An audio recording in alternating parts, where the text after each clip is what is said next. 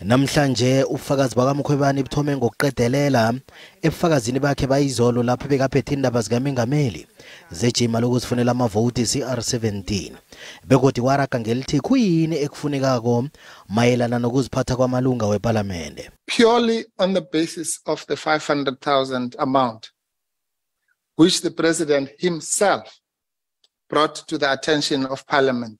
Was your conclusion that there had been a breach of the Members' Ethics Act?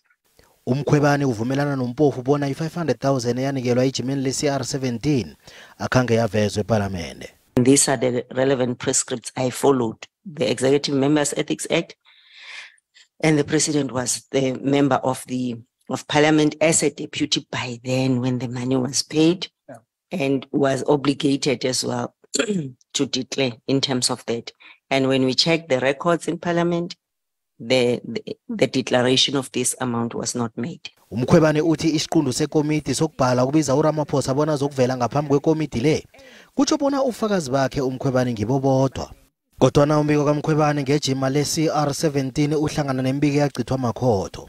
Lokho kutsho bona ikomiti le ingasebenzisa inqundu zamakhotho layo na izaqalisisa ufakazi bakhe endabeni le.